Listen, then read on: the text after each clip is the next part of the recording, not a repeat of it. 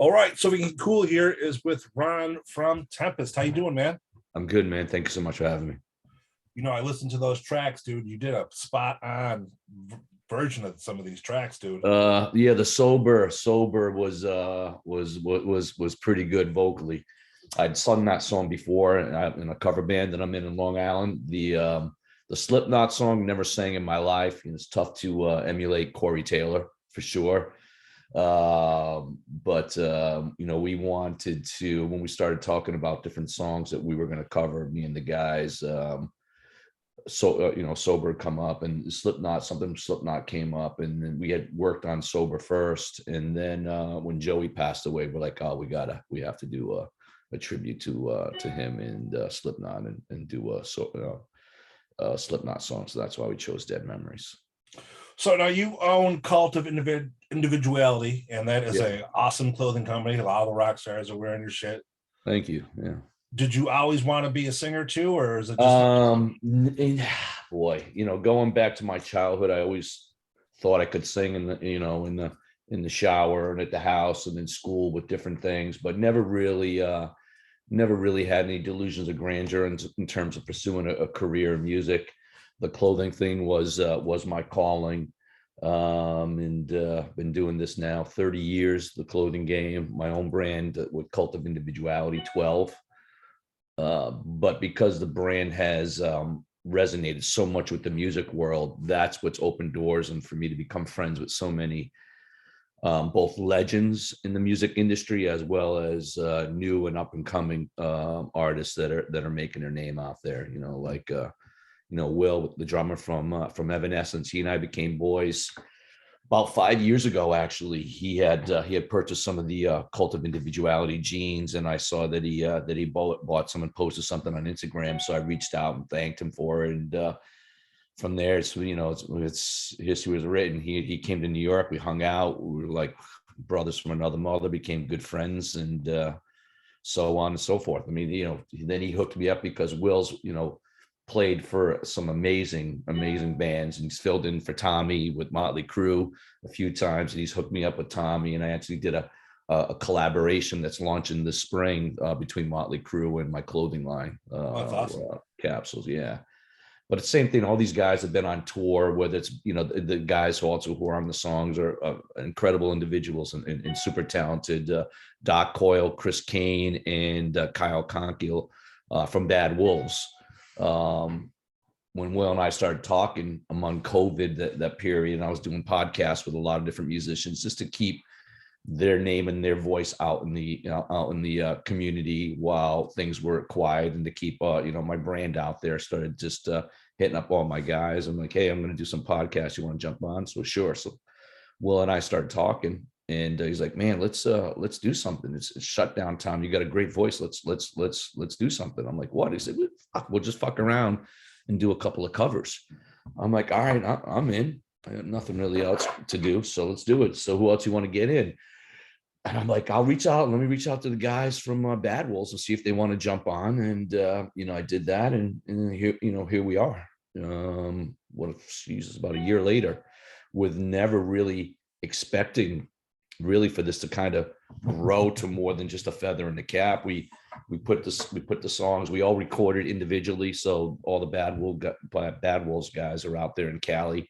Will is in Orlando. I'm in New York City. So we recorded individually. Will had a guy mix everything together, and sound came out pretty good. So I sent it over to my guy Jose at Sirius XM on Octane and Liquid Metal and the Covers channel, and he's like, yo, dude, this shit's good. You have any music videos? I'm like, music videos? No. I mean, shit was just done for fun. Now you got to get music videos. I want to put it on the Covers channel. I want to put a Liquid Metal. I want to put it on Octane. I'm like, fuck. All right. So I reach out to my guys. I'm like, you guys want to record something so we can mix it and make a little music video for these things? And guys like, fuck it, let's do it. So everybody again recorded individually. I took it to my marketing team in-house for my clothing brand. They put together 2 amazing videos, considering everything was recorded and done remotely. And Will's like, I'm going to send this over to Pavement, and that's how how we're connecting. Pavement got the 2 songs, and like, this shit's pretty good. You guys want to do a little something with this? I look at my wife, she's like, are you serious? I'm like, yeah, I guess so. Let's go. So here we are today, getting some traction on Billboard charts. I think we're at 34, I think, right now. So yeah, it's pretty cool. Yeah, it's real cool, man, for sure. Yeah. Now, did the John feel left out? Yeah, John. I didn't reach out to John because it would have been cool, but then it would have been like, what the fuck is this, Bad Wolves? And they got a new singer because they already got a new singer, Right. Yeah. I mean, I don't know if he felt left out. There's definitely some. We're kind of calling this thing the Tempst Project now, because questions have arisen. Are you going to do something else? Or hey, I'd love to jump on a next one. So what are we going to do? Evanescence is just coming off a tour right now for the Bitter Truth, and they still have some more dates they're going to go out and do. And Bad Wolves are getting ready to go out on tour with friends again, Jacoby from Papa Roach and Danny from Hollywood Undead. So they're going to be hitting the road now. So everyone's schedule is going to be a little crazy. So we'll see. There's a couple of, Chris Kane, the guitarist from Bad Wolves, was mentioning about doing something original. So, maybe we'll do something with the guys. It's kind of honestly, it's a kind of perfect situation because there's no expectations for Right. what we're doing. It's really, it's shit that we're doing for fun. And I think it makes it easier, it makes it enjoyable for everybody because there are no expectations going what we're doing. So. Now, was there ever talks of you actually taking over for Bad Wolves, man? Did you throw your hat in there or no? No. They I'm super busy with my not one but actually two clothing lines. I have the Cult of Individuality, and I just launched another one called Human, which we're excited about. So no, I don't think there was really no thought of me coming in and auditioning for the band. They know this is my full-time career. But for us to have some fun with it again, and nothing would have like this ever have happened if COVID didn't happen, because everybody would have been busy with their schedule and doing. So this was it's a project, it's a fun project, and it's going to evolve and morph into some other things, and whatever happens with it. It's just, we're having fun with it. So this can almost be like a Dead Daisies type deal where it's always going to be like a super group, and you know what I mean? Exactly like that. Exactly. And I think because with my clothing brand, we cross-pollinate, and Will had actually said this. He's like, Ron, your brand is so interesting because it cross-pollinates every single genre and ethnicity of music out there without stereotypes. We might bring in and mix in, maybe bring in somebody from the little hip hop or R&B or something, the Latin community, reggaeton or country, and kind of mix some stuff in there and really get a little creative and eclectic with it. So yeah. That'd be super cool. Now, I bet you guys are going to have the best merch out there, then, for sure, right? Fuck yeah, hell yeah. So, am I not supposed to be cursing on this thing? No, I don't give a fuck. Yeah, we're definitely gonna have some badass merch. That's super cool, man. Yeah. So, when you started your clothing line, who was the first band to actually wear some of your stuff? Ooh, let me think. So, I mean, I started in 2009, and what I started going to the Rock and Roll Hall of Fames. So I was invited to be in the gift lounge backstage, and that's really how it started. My relationships with the music world started to happen. I'd have to, if I dig back, I'd have to be Brett Michaels from Poison was one of the first musicians. I became friends with him. I actually met him backstage when Poison performed at the Broadway show. What's it, the award show for the Broadway plays. They actually, at the end of the show, this curtain came down and actually knocked Brett in the head and knocked him down onto the ground. The Tony Awards is what that one was called. So Brett was probably one of the first. I'm trying to dig in. There's been, so many. Yeah, dude, dude, Gavin from the guys from Bush, Gavin and Chris and all those guys have been huge supporters for the brand for a long time. Again, Jacoby, with Papa Roach, and the guys from Chris Kale and guys from Five Finger Death Punch. It's Slash and Duff. Right. Yeah. So it's again, very, very fortunate, very, very blessed to be able to have my product received by these amazing musicians that I've looked up to and listened to and been a fan of for years. And then to eventually, as I've been fortunate enough to be able to call these people my friends as well, which is pretty cool. What's cool is that you go to a concert and you see a member and something cool, and you're like, wow, where do you get this shit from? And now you know that there's an actual place where you can get the same stuff that these guys are wearing on stage, man. Yeah, and it's crazy. It's a very incestual world, right? The music world, between people who have worked with other artists, and just again, when these guys are all out on tour, and you'll see three look, Hollywood Undead, Papa Roach, and Bad Wolves are all going on tour, and every one of those guys are all wearing my stuff. I just saw Breaking Benjamin with Memphis Mayfire and Papa Roach, and again, all those dudes all wearing my stuff. So there's not really many concerts that you're going to go to that you're not going to see these guys wearing my jeans or wearing my jean jackets or wearing the hats and whatnot. So what made you get involved in denim? I mean, you know, I think every kid had a phase where they did something where throwing patches and shit on there. My kid's 10. He's got like 100 different rock and roll buttons and pins and shit that he's doing up on his own coat. Was that something like you did when you were younger? I did a lot of do it yourself, a lot of customization. When I was growing up, I actually came up in the what really I gravitated back in my early 20s was the surf industry. You know, I was wearing brands like OP and Massimo, working for those guys. And what I learned working for companies like that, which I parlayed into what I'm doing now currently, is that there has to be a living, breathing thing, a culture, a community that people want to be a part of, to be able to inspire them to buy clothes. So when I was in the surf world, it was that Cali lifestyle. So it didn't matter if you lived in Montana. It didn't matter if you lived in a place where there's no ocean. If you embrace that Cali vibe and that lifestyle and you want to be a part of it, you bought the clothes. And I learned with the clothing thing from my own brand, that the music world was really, really embracing and word of mouth and talking and sharing. And so I and my marketing team and everybody looked at me and said, listen, Ron, you're Ron Poisson, you're not Ralph Lauren. You don't have the marketing budget behind your company like those guys do. You're a smaller brand, but what you have is something unique that these people are really gravitating towards, and you have the gift of gab. So let's embrace and run. So that's why for us as a brand, everything that's ever mentioned is all in that music world, and people look at the diversity and the artists that are wearing, like, I want to be a part. And it might be they buy the clothes, or maybe they can't afford the clothes. Maybe they're going to buy a beach towel or slides or board shorts. I'm doing a cannabis collaboration with a company called Cookies and Lemonade out of California, February 9th, launching our own cannabis.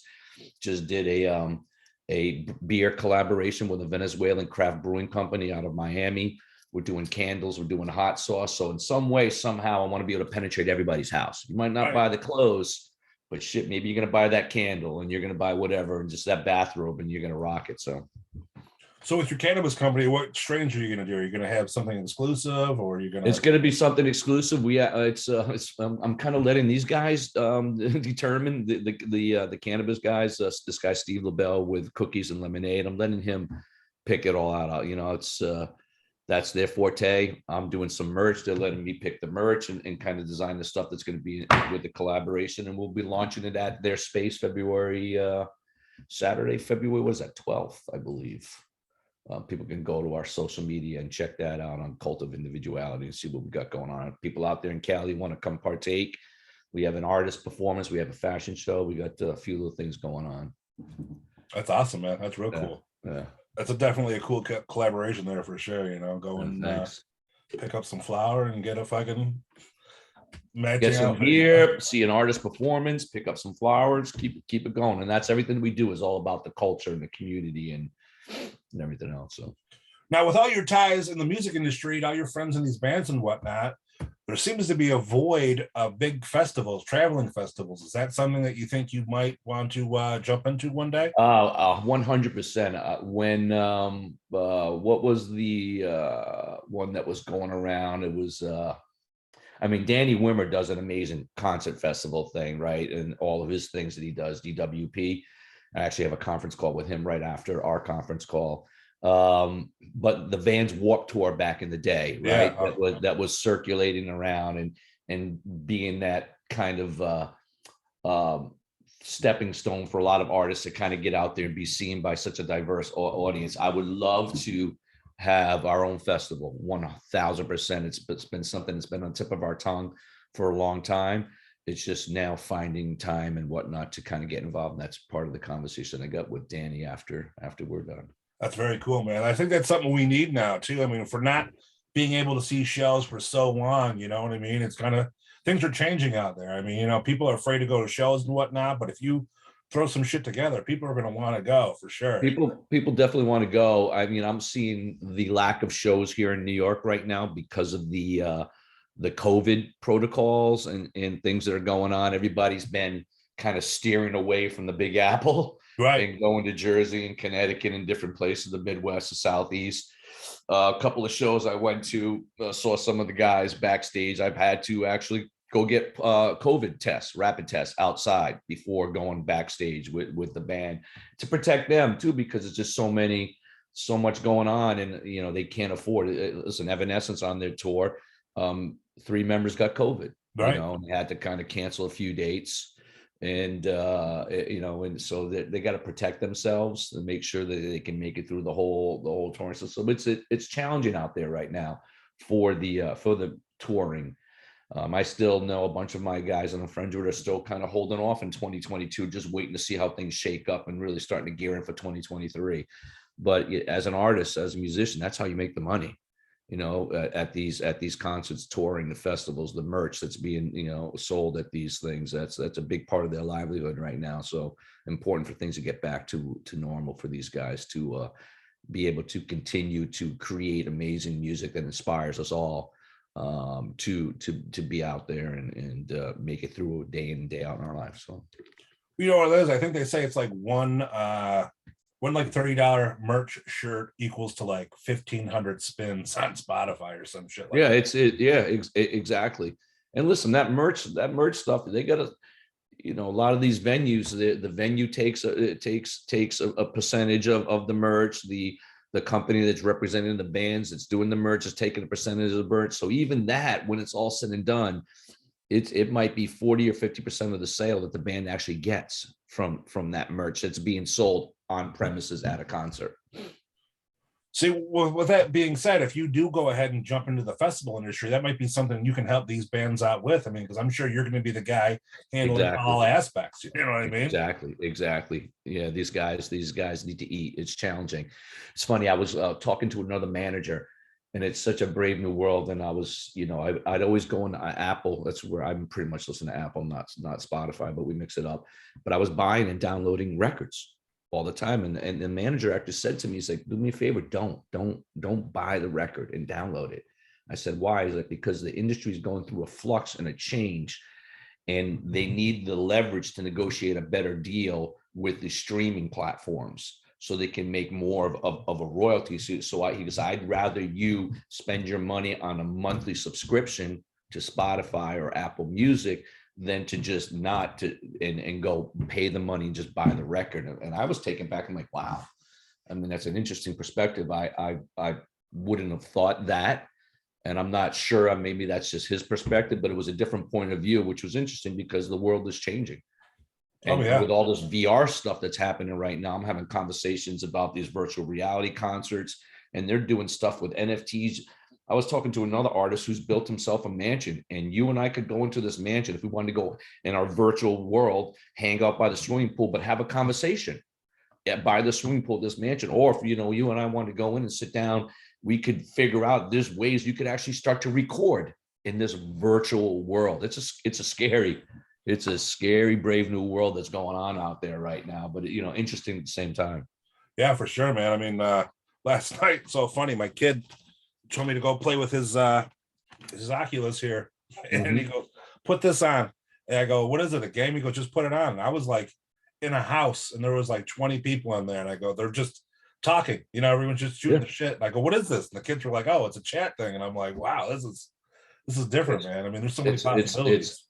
It really is crazy. And that's also something that I'm working on too, because as we, you know, I play Call of Duty, you know, it's one of my vices, and my wife will get pissed off because I'll be on Call of Duty and I'll see a skin or a gun pack that I want. I pay the bucks, I pay it. Right. That's essentially what NFTs are. So now for me, what I'm starting to have conversations are with people about how I can, you know, create the clothing or the accessories for your avatar in this virtual reality world. So you want to walk into this meeting wearing a cult hat or a bag or whatever it is, and you're going to walk in and people are going to start paying for that. And I see artists that are that are doing things right now. They're not releasing their songs on Spotify or any kind of streaming platform. They're selling, it might be an EP, 3 EP, and it comes with an NFT as well, one of 200 or one of 500. There's so many different things that different artists are trying to figure out how to get creative in this brave new world that we're in. But it's cool. It's definitely, man. I mean, you got to figure out something for these artists to go ahead and start making money again. I mean, people these days don't realize, yeah, it's the coolest job in the world, but it's still a job. I mean, if you don't fucking pay them, Yep. they ain't going to be able to continue doing what they're doing. Exactly. Now, you had to realize that you had some pipes on you, man, way before this stuff came out, dude. So how long have you been, what have you just been? I've actually only been in my own cover band for the last 6 years. Okay.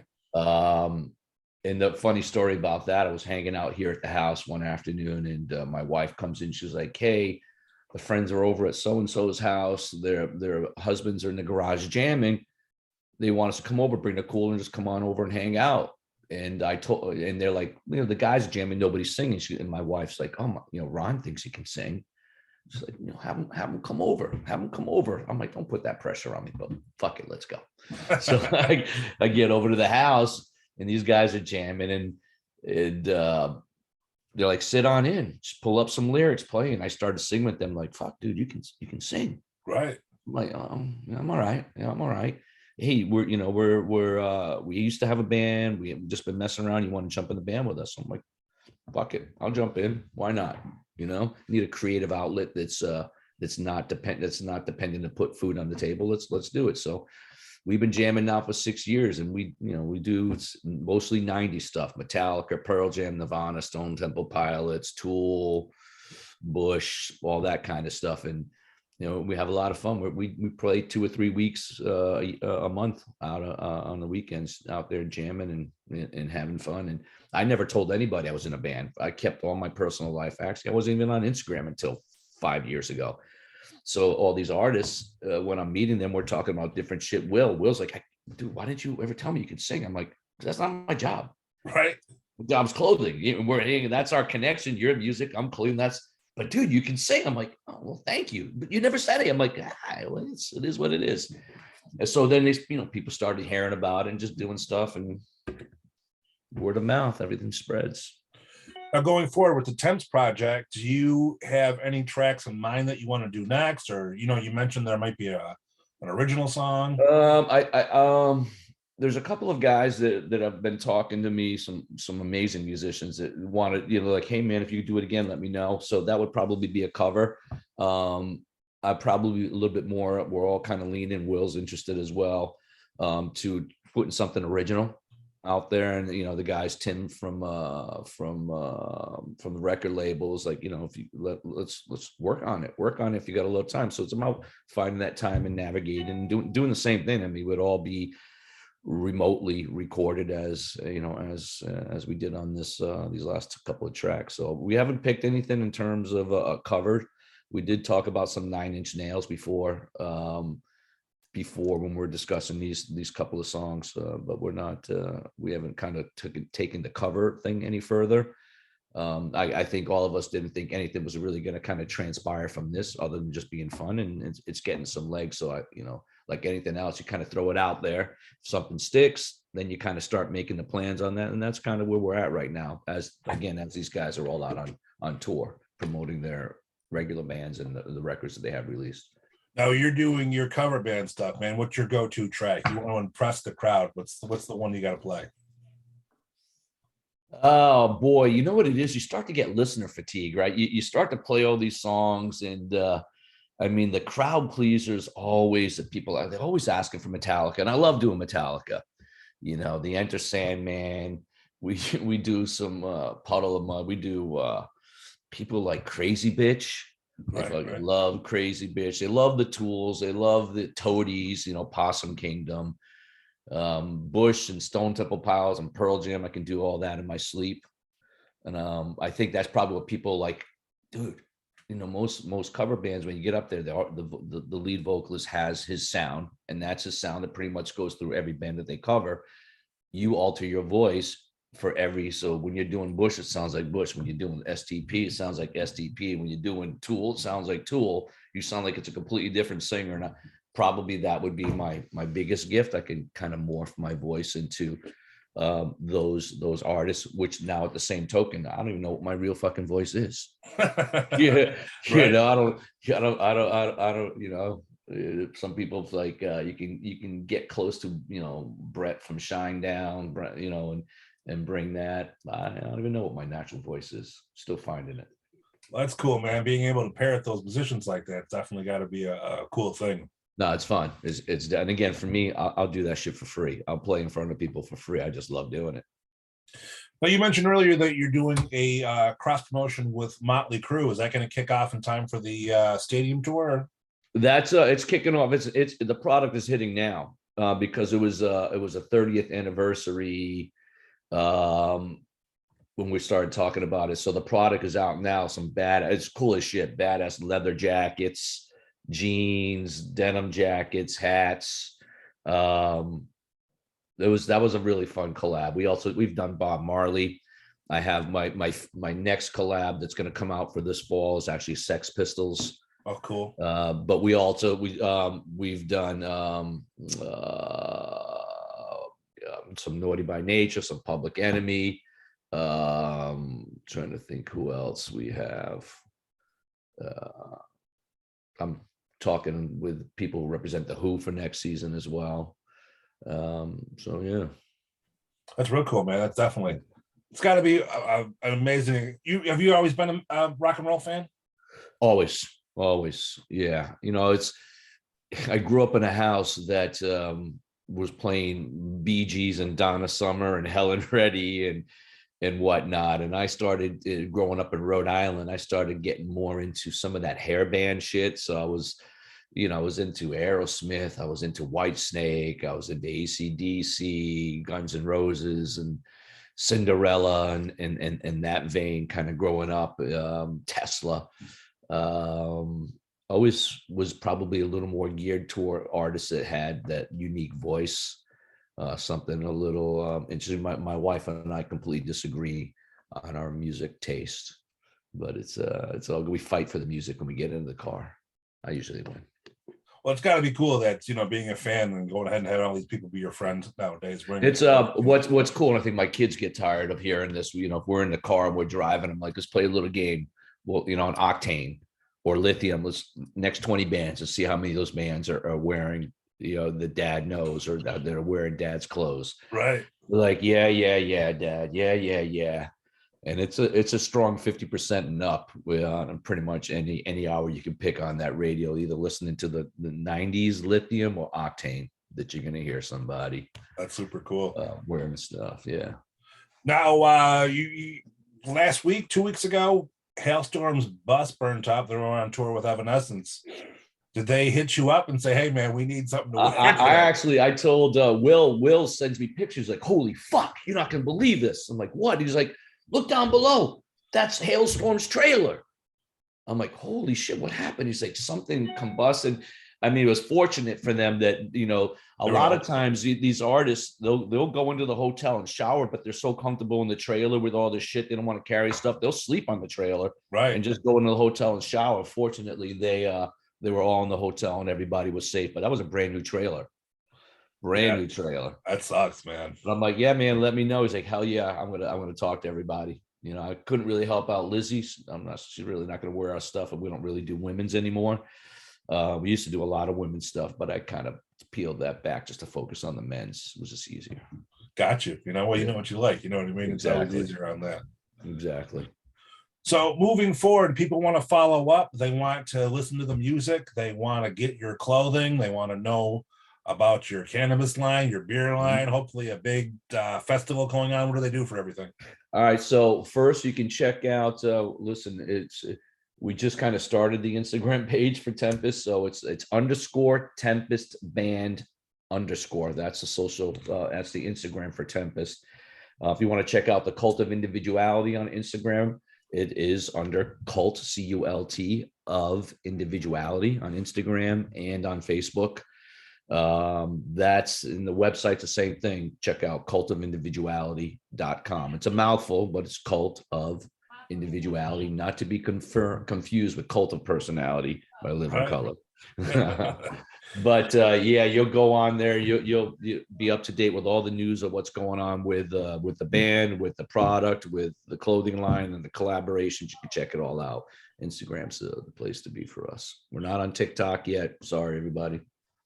Now, is there a personal thing for you so you can see where your cover band's playing? Yeah, if you want to go to my personal IG, it's my name, Ron Poisson. Oh, geez, look, I have to check. How embarrassing is I don't know what my own IG is. That's some shit, right? RON _ Poisson, POISSON. You can check that. You'll see where my band and the cover band. If anybody's in Long Island, you want to get your head wrapped around some dirty 90s, you come and see Fools for Kings. Fools, FORKINGS. That's awesome, man. Yeah. Well, it's been a pleasure speaking with you. I love what you have done so far. Obviously, your clothing line is amazing, and the music, dude, I keep it coming, dude. I need some more. I appreciate it. I'd love for you shoot me an email because I'd love to hook you up with either some tees or hats or sweatshirts or whatever, dude. Perfect. We go from size 28 to 44 on jeans and extra small to 3X on top. So we got a little everything for everybody. Awesome, man. Appreciate it. When you're done recording, I'll give you if you want me to give you my email right now. Yeah, hold on. It's easy. It's my name. Let me shut this off and then we're good. Yeah. And that is